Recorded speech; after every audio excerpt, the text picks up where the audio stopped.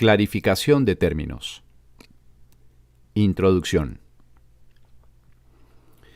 Este no es un curso de especulación filosófica, ni está interesado en una terminología precisa. Se orienta únicamente hacia la expiación o corrección de la percepción. El medio de la expiación es el perdón. La estructura de la conciencia individual, entre comillas, es esencialmente irrelevante, puesto que es un concepto que representa el error original, entre comillas, o pecado original, entre comillas. Estudiar el error en sí no conduce a la corrección. Si es que en efecto quieres tener éxito en poder pasarlo por alto. Y es precisamente este proceso de pasar por alto lo que el curso se propone enseñar. Todos los términos son potencialmente polémicos, y quienes buscan controversia la encontrarán. Mas quienes buscan clarificación también la encontrarán. Deben estar dispuestos, no obstante, a ignorar la controversia, reconociendo que es una defensa contra la verdad que se manifiesta en forma de maniobras dilatorias.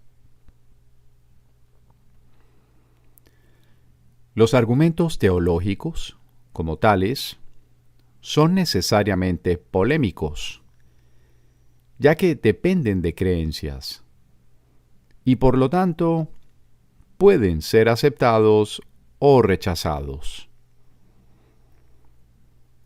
Una teología universal es imposible, mientras que una experiencia universal no solo es posible, sino necesaria. Alcanzar esa experiencia es lo que el curso se propone. Solo cuando ésta se alcanza, es posible la consistencia, porque solo entonces se acaba la incertidumbre. Este curso opera dentro del marco de referencia del ego, pues ahí es donde se necesita. No se ocupa de lo que está más allá de todo error, ya que está planeado únicamente para fijar el rumbo en dirección a ello. Por lo tanto, se vale de palabras, las cuales son simbólicas y no pueden expresar lo que se encuentra más allá de todo símbolo. El ego es el único que pregunta, puesto que es el único que duda. El curso simplemente ofrece otra respuesta, una vez que se ha planteado una pregunta. Dicha respuesta, no obstante, no recurre a la inventiva o al ingenio. Esos son atributos del ego. El curso es simple. Tiene una sola función y una sola meta. Solo en eso es totalmente consistente, pues solo eso puede ser consistente. El ego exigirá muchas respuestas que este curso no provee. El curso no reconoce como preguntas aquellas que solo tienen la apariencia de preguntas, pero que son imposibles de contestar. El ego puede preguntar, ¿cómo sucedió lo imposible? ¿A qué le ocurrió lo imposible? Y lo puede preguntar de muchas maneras. Mas no hay una respuesta para ello, solo una experiencia. Busca solo esta y no permitas que la teología te retrase. Notarás que el énfasis que el curso pone en las cuestiones estructurales es muy breve y solo tiene lugar al principio. Dicho énfasis desaparece muy pronto para dar paso a la enseñanza central. Sin embargo, puesto que has pedido aclaraciones, a continuación se ofrecen unas cuantas para algunos de los términos utilizados. Mente-espíritu. El término mente se utiliza para representar el principio activo del espíritu, el cual le suministra a éste su energía creativa. Cuando el término va con mayúscula, se refiere a Dios o a Cristo, es decir, a la mente de Dios o a la mente de Cristo. El espíritu es el pensamiento de Dios que Él creó semejante a sí mismo. El espíritu unificado es el único Hijo de Dios o Cristo. En este mundo, puesto que la mente está dividida, los hijos de Dios parecen estar separados. Sus mentes, asimismo, no parecen estar unidas. En ese estado ilusorio, el concepto de una mente individual, entre comillas, parece tener sentido. En el curso, por lo tanto, se describe a la mente como si consistiera de dos partes, el espíritu y el ego. El espíritu es la parte que aún se mantiene en contacto con Dios a través del Espíritu Santo, quien, aunque mora en esa parte, también ve la otra. No se usa el término alma, excepto en citas directas de la Biblia, por ser un término sumamente polémico. En cualquier caso, sería un equivalente de espíritu, entendiéndose que, al formar parte del ámbito de Dios, es eterna y nunca nació. La otra parte de la mente es completamente ilusoria y solo teje ilusiones.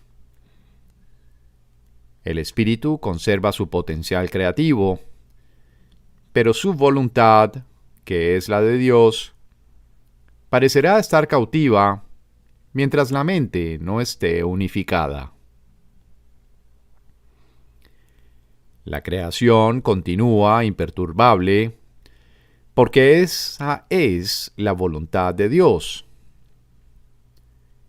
Dicha voluntad está siempre unificada y por lo tanto no tiene significado en este mundo. No tiene grados ni opuestos. La mente puede gozar de rectitud o estar errada, dependiendo de la voz que escuche. La mentalidad recta escucha al Espíritu Santo, perdona al mundo, y en su lugar ve el mundo real a través de la visión de Cristo. Esta es la visión final, la última percepción, la condición en la que Dios mismo da el paso final. Ahí, al tiempo y a lo ilusorio, les llega su fin. La mentalidad errada escucha al ego y teje ilusiones. Percibe el pecado, justifica la ira y considera que la culpabilidad, la enfermedad y la muerte son reales. Tanto este mundo como el mundo real son ilusorios, pues la mentalidad recta simplemente pasa por alto o perdona lo que nunca ocurrió. Por lo tanto, la mentalidad recta no es la mentalidad uno de la mente de Cristo, cuya voluntad es una con la de Dios. La única libertad que aún nos queda en este mundo es la libertad de elegir, y la elección es siempre entre dos alternativas o dos voces. La voluntad no está involucrada en la percepción a ningún nivel, y no tiene nada que ver con el proceso de elegir.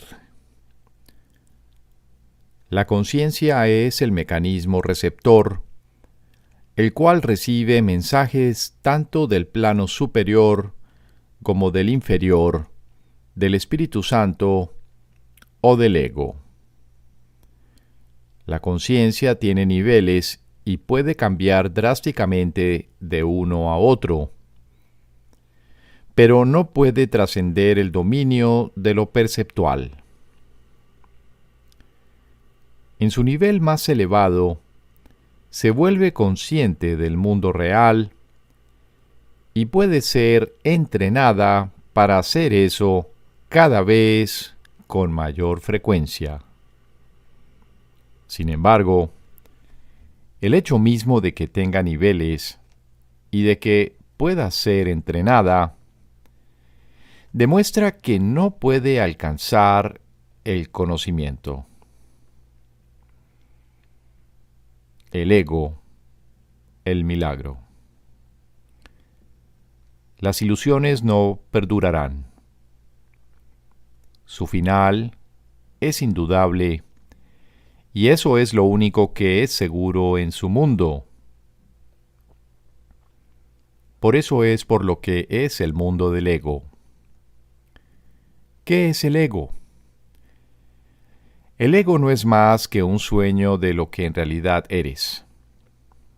Un pensamiento de que estás separado de tu Creador y un deseo de ser lo que Él no creó.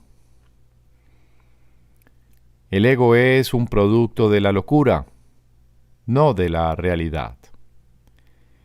Es tan solo un nombre para lo innombrable, un símbolo de lo imposible, una elección de opciones que no existen.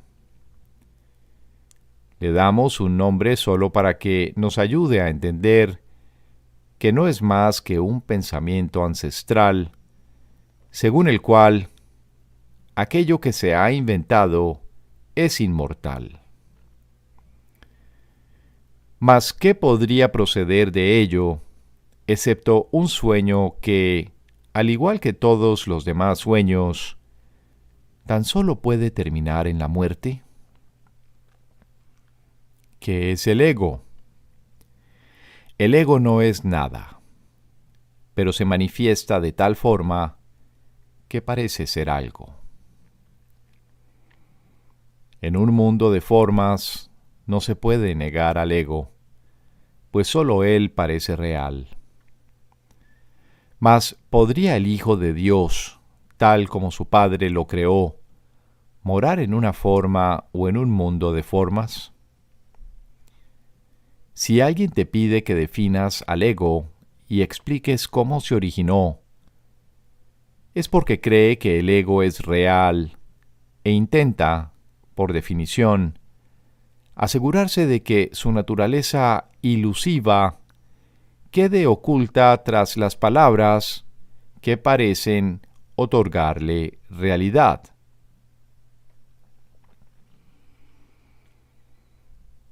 Ninguna definición que se haya hecho de una mentira puede hacer que ésta sea verdad.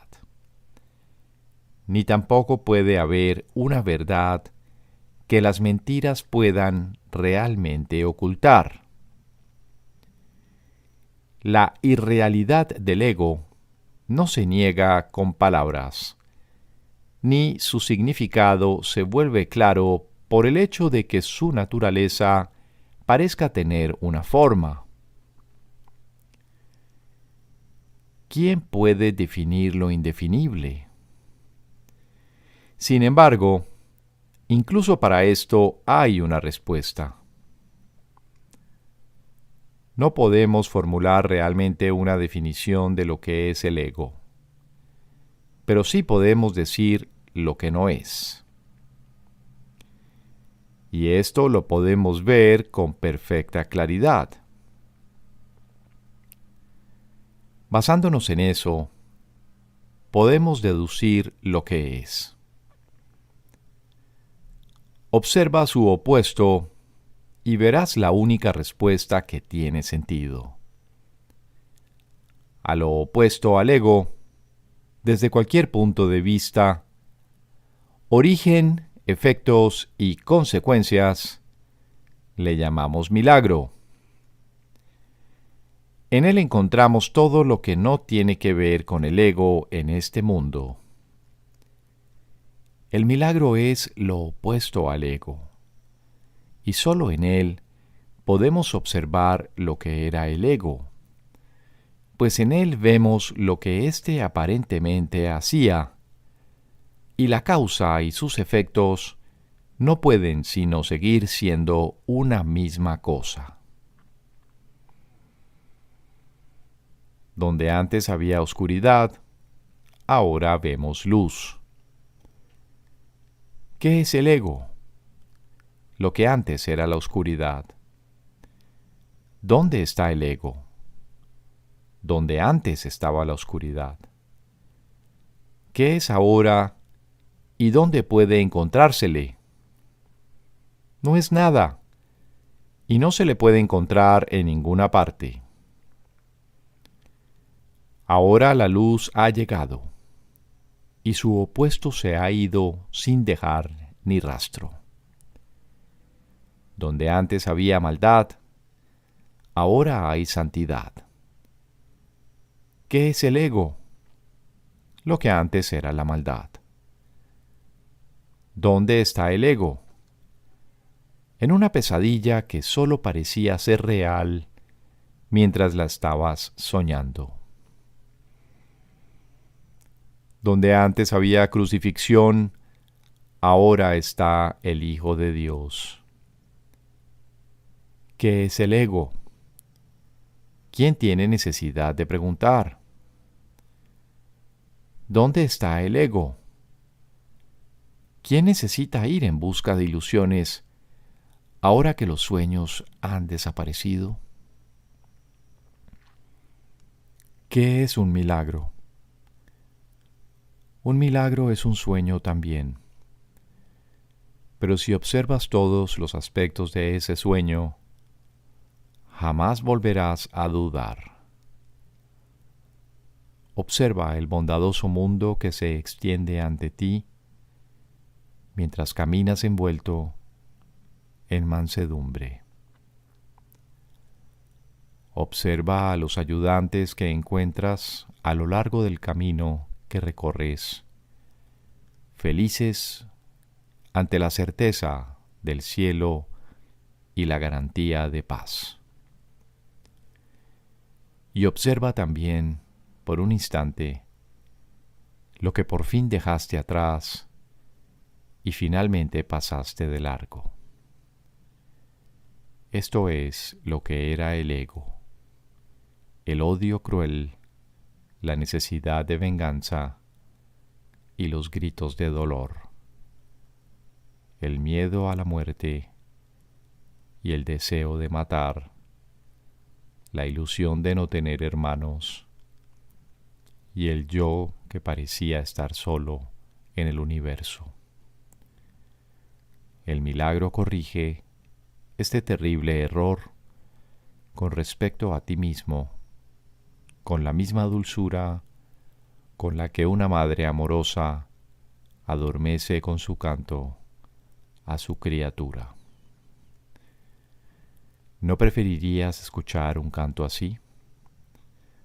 ¿No contestaría a ese canto todo lo que pensabas preguntar, haciendo incluso que la pregunta dejase de tener sentido? Tus preguntas no tienen respuesta, ya que han sido planteadas para acallar la voz de Dios, la cual nos hace a todos una sola pregunta. ¿Estás listo ya para ayudarme a salvar el mundo? Pregunta esto en vez de preguntar qué es el ego, y verás un súbito resplandor envolver al mundo que el ego fabricó. Ahora no se le niega a nadie ningún milagro. El mundo se ha salvado de todo lo que tú pensabas que era. Y lo que es, ha sido siempre absolutamente puro y jamás ha sido condenado. El milagro perdona, el ego condena. No se necesita ninguna otra definición para ninguno de ellos excepto esta. Mas, ¿qué definición podría ser más cierta o estar más a tono con lo que es la salvación? Con esto el problema y la respuesta se llevan uno al lado del otro, y al estar finalmente juntos, la elección es obvia. ¿Quién elegiría el infierno de reconocer que eso es lo que está eligiendo? ¿Y quién no seguiría adelante un poco más cuando le ha sido dado comprender que el camino es corto y que el cielo es su meta? El perdón, la faz de Cristo. El perdón es el medio que nos lleva a Dios y que nos permite alcanzarle, mas es algo ajeno a Él. Es imposible concebir que algo creado por Él pueda necesitar perdón. El perdón, entonces, es una ilusión. Pero debido a su propósito, que es el del Espíritu Santo, hay algo en ella que hace que sea diferente. A diferencia de las demás ilusiones, nos aleja del error en vez de acercarnos a él. Al perdón podría considerársele una clase de ficción feliz, una manera en la que los que no saben pueden salvar la brecha entre su percepción y la verdad. No pueden pasar directamente de la percepción al conocimiento porque no creen que esa sea su voluntad. Esto hace que Dios parezca ser un enemigo en lugar de lo que realmente es. Y es precisamente esta percepción de mente la que hace que no estén dispuestos a simplemente ascender y retornar a Él en paz.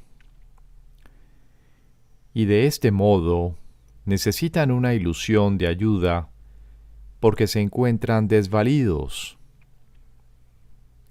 Un pensamiento de paz porque están en conflicto.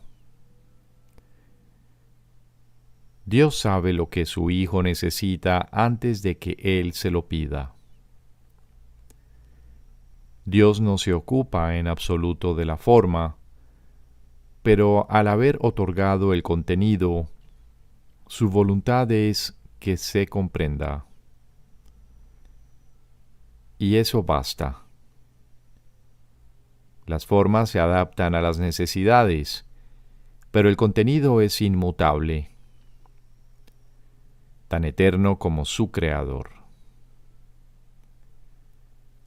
Antes de que el recuerdo de Dios pueda retornar, es necesario ver la faz de Cristo. La razón es obvia. Para ver la faz de Cristo se requiere percepción. El conocimiento no es algo que se pueda ver, pero la faz de Cristo es el gran símbolo del perdón. Es la salvación. Es el símbolo del mundo real. El que la ve, deja de ver el mundo. Está tan cerca ya del umbral del cielo como es posible estar mientras aún esté afuera. Mas desde ahí, un paso más basta para entrar. Es el paso final. Y ese se lo dejamos a Dios. El perdón es un símbolo también, pero en cuanto que símbolo exclusivo de la voluntad del Padre, no puede ser dividido. Y así, la unidad que refleja se convierte en su voluntad. Es lo único que aún está en el mundo en parte, y que al mismo tiempo es el puente que conduce al cielo. La voluntad de Dios es lo único que existe.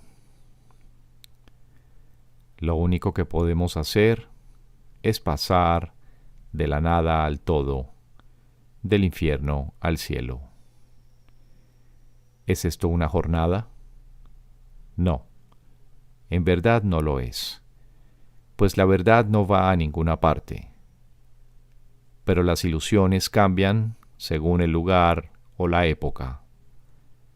El paso final no es más que otro cambio.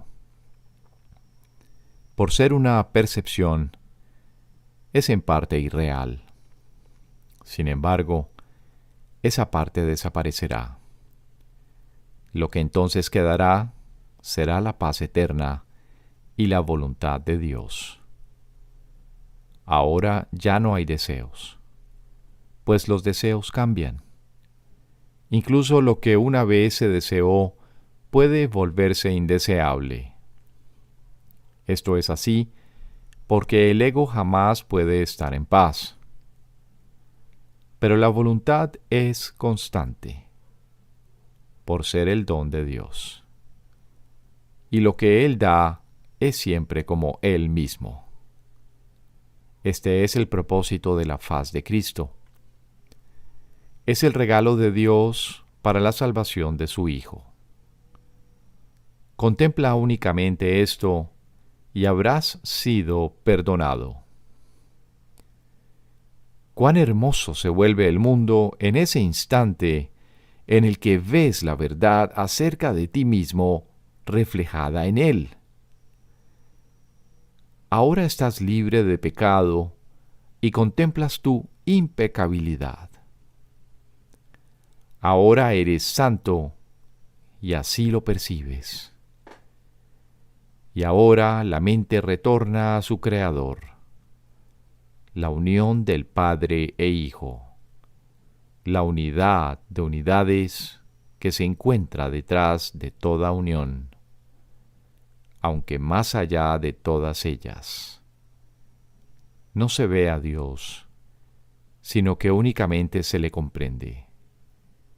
No se ataca a su Hijo, sino que se le reconoce.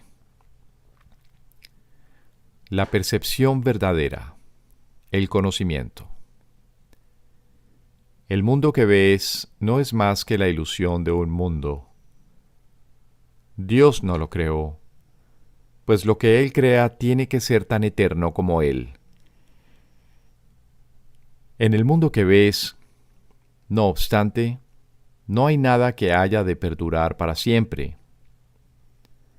Algunas cosas durarán en el tiempo algo más que otras, pero llegará el momento en el que a todo lo visible le llegue su fin. Los ojos del cuerpo no son, por lo tanto, el medio a través del cual se puede ver el mundo real, pues las ilusiones que contemplan solo pueden conducir a más ilusiones de la realidad. Y eso es lo que hacen.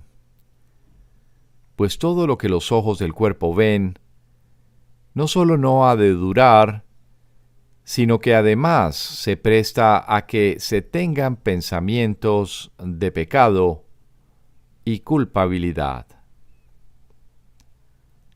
Todo lo que Dios creó, por otra parte, está por siempre libre de pecado y por ende, por siempre libre de culpabilidad. El conocimiento no es el remedio para la percepción falsa, puesto que al proceder de distintos niveles, jamás pueden encontrarse.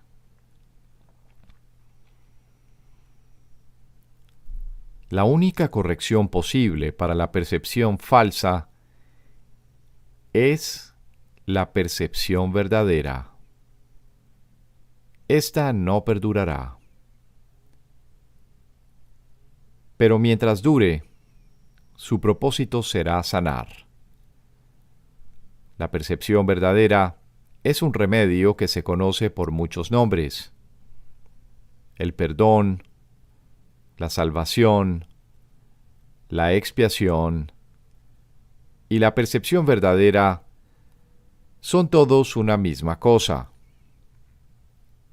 Son el comienzo de un proceso cuyo fin es conducir a la unicidad que los trasciende a todos. La percepción verdadera es el medio por el que se salva al mundo de las garras del pecado, pues el pecado no existe. Y esto es lo que la percepción verdadera ve. El mundo se yergue como un sólido muro ante la faz de Cristo. Pero la percepción verdadera lo ve solo como un frágil velo, tan fácil de descorrer que no podría durar más de un instante. Por fin se ve el mundo tal como es, y ahora no puede sino desaparecer, pues en su lugar ha quedado un espacio vacío que ha sido despejado y preparado. Donde antes se percibía destrucción, aparece ahora la faz de Cristo, y en ese instante el mundo queda olvidado y el tiempo acaba para siempre al disolverse el mundo en la nada de donde provino. Un mundo perdonado no puede durar mucho. Era la morada de los cuerpos, pero el perdón mira más allá de ellos. En eso radica su santidad. Así es como sana. El mundo de los cuerpos es el mundo del pecado, pues sólo si el cuerpo existiese, sería posible el pecado. El pecado acarrea culpabilidad, tan irremediablemente como el perdón acaba con ella.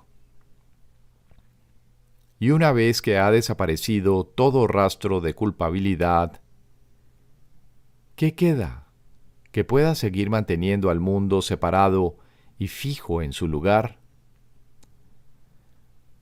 Pues la idea de lugar habrá desaparecido también, junto con el tiempo. El cuerpo es lo único que hace que el mundo parezca real, pues al ser algo separado, no puede permanecer donde la separación es imposible. El perdón prueba que es imposible porque no lo ve. Y lo que entonces pasas por alto deja de ser comprensible para ti, tal como una vez estabas seguro de su presencia. Este es el cambio que brinda la percepción verdadera. Lo que antes se había proyectado afuera, ahora se ve adentro y ahí el perdón deja que desaparezca. Ahí se establece el altar al Hijo, y ahí se recuerda a su Padre. Ahí se llevan todas las ilusiones ante la verdad y se depositan ante el altar. Lo que se ve como que está afuera no puede sino estar más allá del alcance del perdón, pues parece ser por siempre pecaminoso. ¿Qué esperanza puede haber mientras se siga viendo el pecado como algo externo? ¿Qué remedio puede haber para la culpabilidad? Mas al ver a la culpabilidad y al perdón dentro de tu mente, estos se encuentran juntos, por un instante, uno al lado del otro, ante un solo altar. Ahí, por fin, la enfermedad y su único remedio se unen en un destello de luz curativa. Dios ha venido a reclamar lo que es suyo. El perdón se ha consumado. Y ahora el conocimiento de Dios, inmutable, absoluto, puro y completamente comprensible, entra en su reino. Ya no hay percepción, ni falsa ni verdadera. Ya no hay perdón, pues su tarea ha finalizado. Ya no hay cuerpos, pues han desaparecido ante la deslumbrante luz del altar del Hijo de Dios. Dios sabe que ese altar es el suyo, así como el de su Hijo. Y ahí se unen, pues ahí el resplandor de la faz de Cristo ha hecho desaparecer el último instante del tiempo.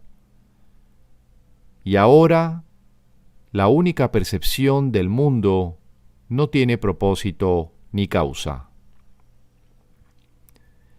Pues ahí donde el recuerdo de Dios ha llegado finalmente, no hay jornada, ni creencia en el pecado, ni paredes, ni cuerpos.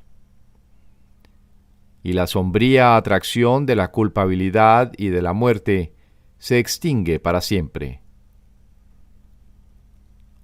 Oh hermanos míos, si tan solo supierais cuánta paz os envolverá y os mantendrá a salvo, puros y amados en la mente de Dios, no haríais más que apresuraros a encontraros con Él en su altar. Santificados sean vuestros nombres y el suyo, pues se unen ahí, en ese santo lugar. Ahí Él se inclina para elevaros hasta Él, liberándoos de las ilusiones para llevaros a la santidad, liberándoos del mundo para conduciros a la eternidad, liberándoos de todo temor y devolviéndoos al amor. Jesús Cristo. No necesitas ayuda para entrar en el cielo, pues jamás te ausentaste de él. Pero sí necesitas una ayuda que proceda de más allá de ti, pues te encuentras limitado por falsas creencias con respecto a tu identidad, la cual solo Dios estableció en la realidad.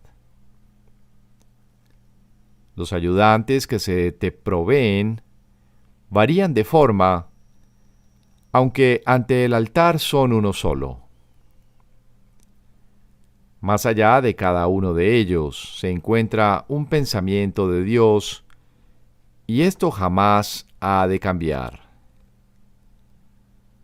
Pero sus nombres difieren por un tiempo, puesto que el tiempo necesita símbolos, siendo de por sí irreal. Sus nombres son Legión, pero no nos extenderemos más allá de los nombres que el curso en sí emplea. Dios no provee ayuda, pues no sabe de necesidades. Sin embargo, Él crea todos los ayudantes que su Hijo pueda necesitar, mientras éste siga creyendo que sus fantasías son reales. Dale gracias a Dios por ellos, pues son quienes te conducirán de regreso a tu hogar.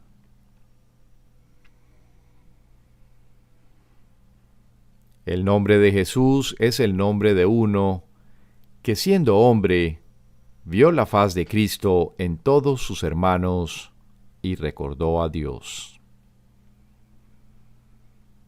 Al identificarse con Cristo, dejó de ser un hombre y se volvió uno con Dios. El hombre era una ilusión, pues parecía ser un ser separado que caminaba por su cuenta dentro de un cuerpo que aparentemente mantenía a su ser separado de su ser, como hacen todas las ilusiones. Pero, ¿quién puede salvar a menos que al ver las ilusiones las identifique como lo que son? Jesús sigue siendo un Salvador porque vio lo falso y no lo aceptó como la verdad. Cristo necesitó su forma para poder presentarse ante los hombres y salvarlos de sus ilusiones.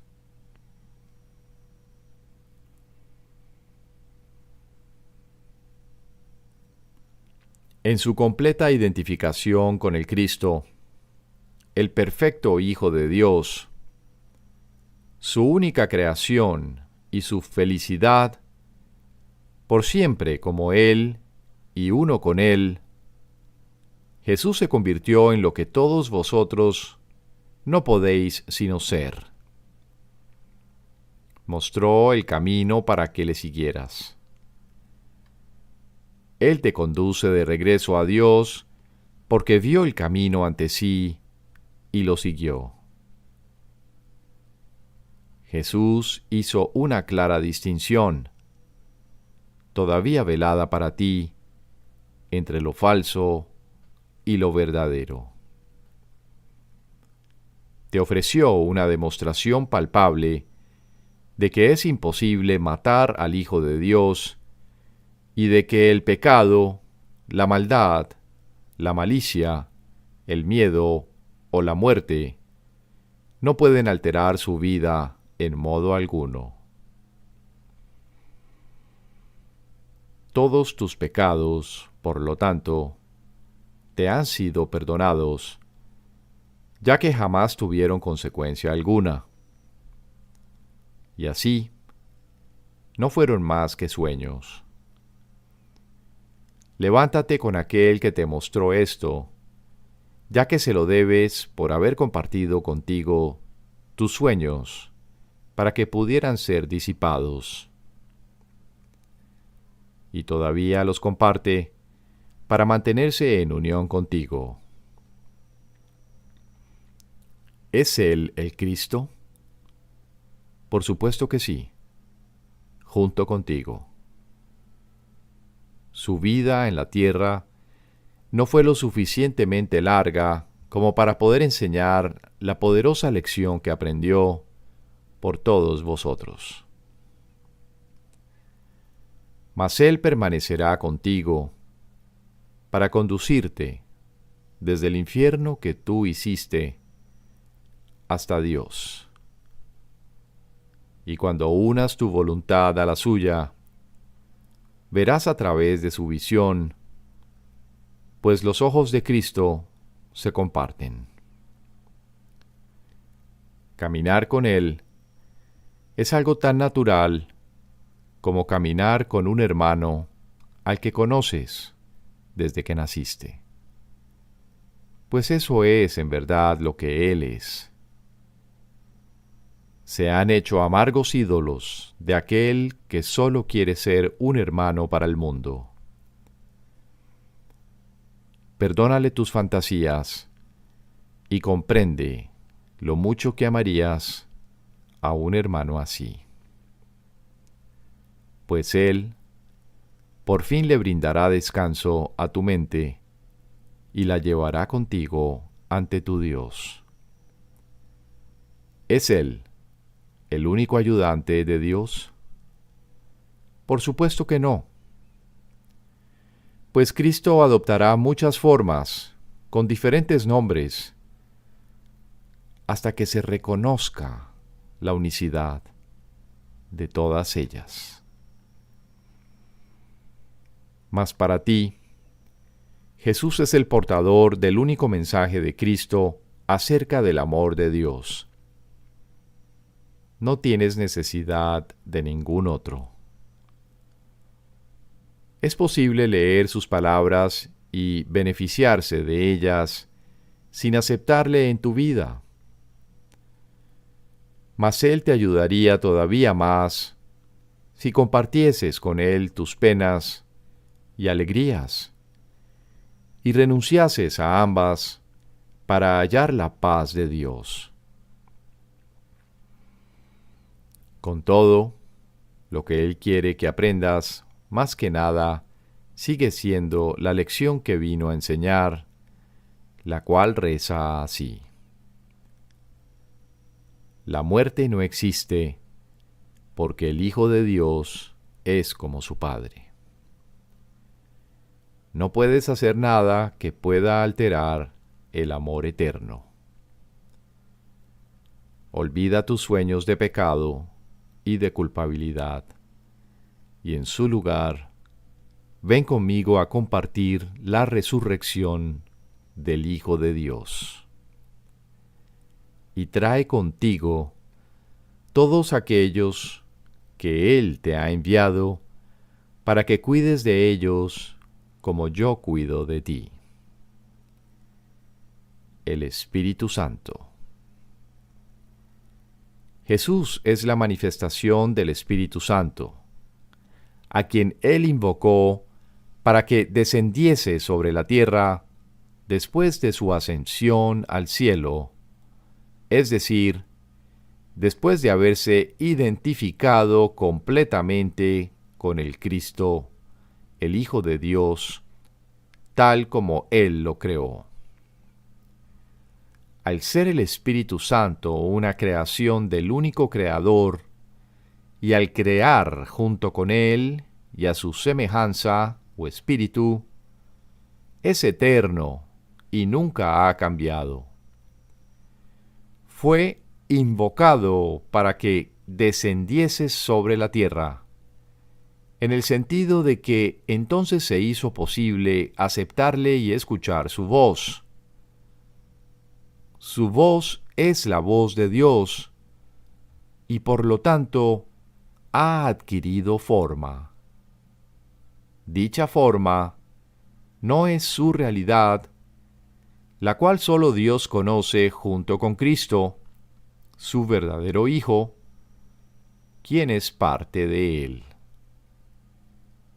Al Espíritu Santo se le describe a lo largo del curso como aquel que nos ofrece la respuesta a la separación y nos trae el plan de la expiación al asignarnos el papel especial que nos corresponde desempeñar en dicho plan y mostrarnos exactamente en qué consiste.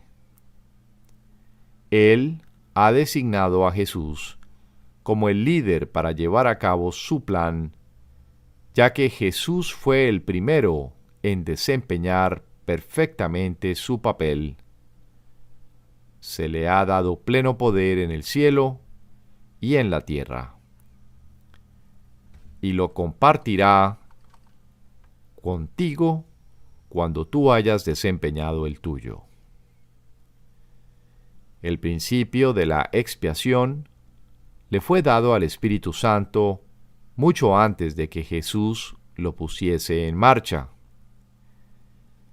Al Espíritu Santo se le describe como el último vínculo de comunicación que queda entre Dios y sus hijos separados. A fin de llevar a cabo esta función especial, Él ha asumido una doble función. Goza de conocimiento porque es parte de Dios. Percibe porque fue enviado para salvar a la humanidad. Él es el gran principio corrector, el portador de la verdadera percepción, el poder intrínseco de la visión de Cristo.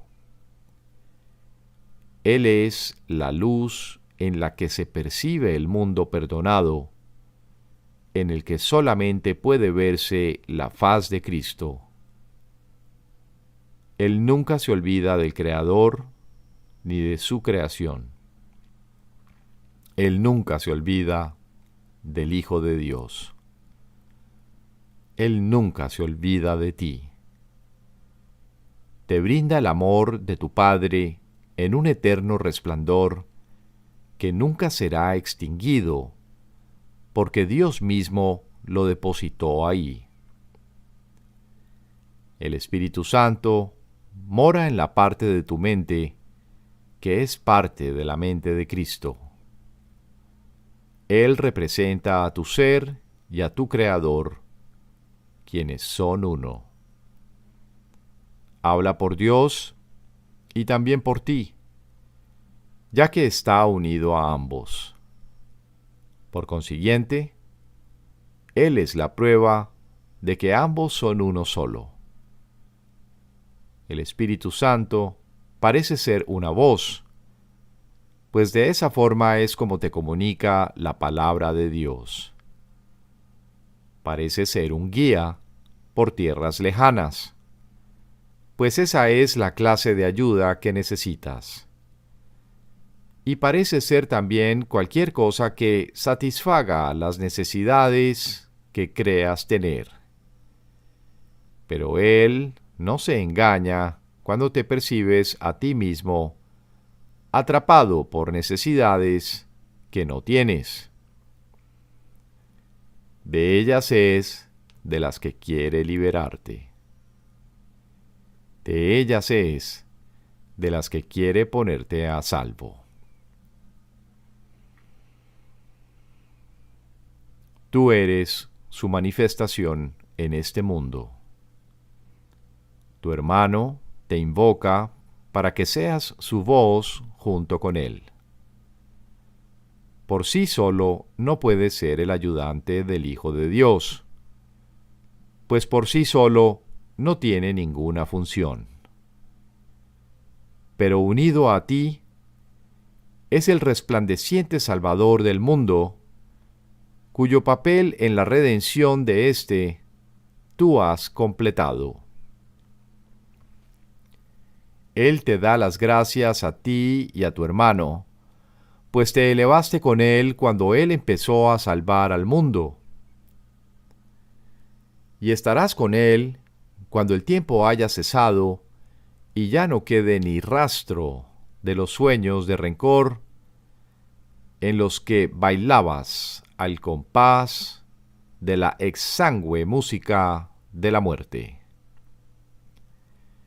Pues en su lugar se oirá el himno a Dios por unos momentos más.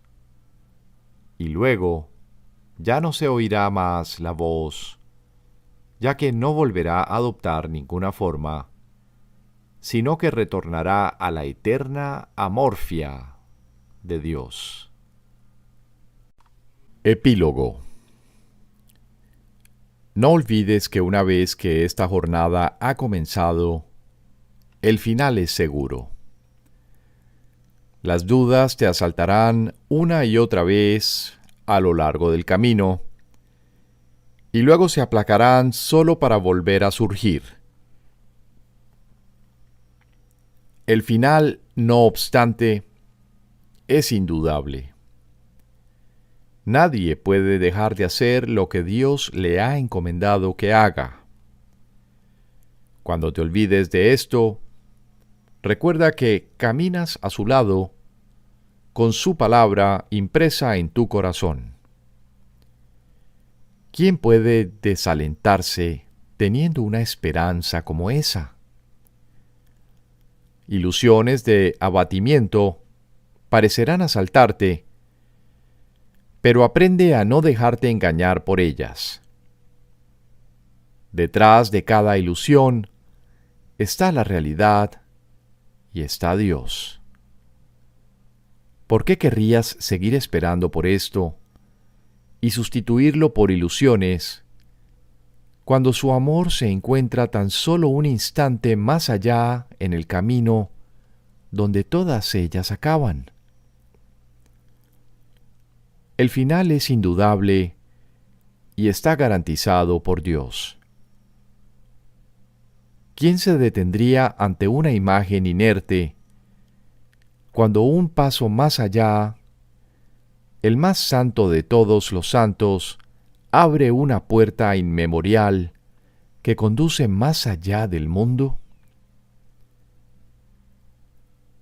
Tú eres un extraño aquí, pero le perteneces a aquel que te ama como Él se ama a sí mismo.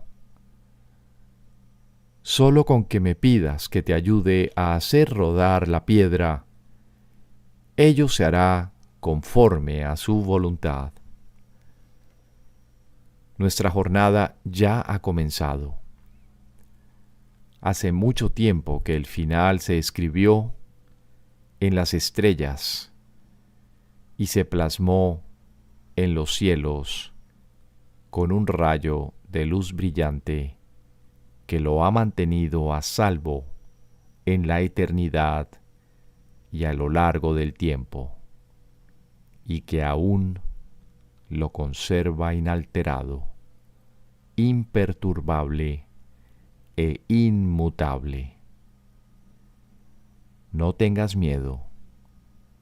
No hemos hecho más que reanudar una vieja jornada que comenzamos hace mucho tiempo, pero que aparenta ser nueva. Hemos reanudado nuestra jornada por la misma senda que estábamos recorriendo antes y en la que, por un tiempo, nos perdimos. Y ahora intentamos recorrerla de nuevo. Nuestro nuevo comienzo posee la certeza que le había faltado a la jornada hasta ahora. Levanta la mirada y contempla su palabra entre las estrellas, donde Él ha escrito tu nombre junto con el suyo. Levanta la mirada y halla tu infalible destino que el mundo quiere ocultar, pero que Dios quiere que veas. Esperemos aquí, en silencio, y arrodillémonos un instante en agradecimiento hacia aquel que nos llamó y nos ayudó a oír su llamada. Y luego, levantémonos y recorramos con fe el camino que nos conduce a Él. Ahora estamos seguros de que no caminamos solos, pues Dios está aquí y con Él todos nuestros hermanos. Ahora sabemos que jamás volveremos a extraviarnos. El canto, que solo se había interrumpido por un instante, se vuelve a oír, si bien parece como si nunca antes se hubiese entonado. Lo que aquí ha empezado ganará fuerza, vida y esperanza, hasta que el mundo se detenga por un instante y olvide todo lo que el sueño de pecado hizo de él. Salgamos al encuentro de ese mundo recién nacido, sabiendo que Cristo ha renacido en él y que la bendición de su renacimiento perdurará para siempre. Habíamos perdido el rumbo, pero Él lo ha encontrado por nosotros. Démosle la bienvenida a aquel que regresa a nosotros para celebrar la salvación y el fin de todo lo que creíamos haber hecho. El lucero del alba de este nuevo día contempla un mundo diferente en el que se le da la bienvenida a Dios y a su Hijo junto con Él. Nosotros, que le completamos, le damos las gracias, tal como Él nos las da a nosotros. El Hijo reposa, y en la quietud que Dios le dio, entra a su hogar y por fin está en paz. Fin.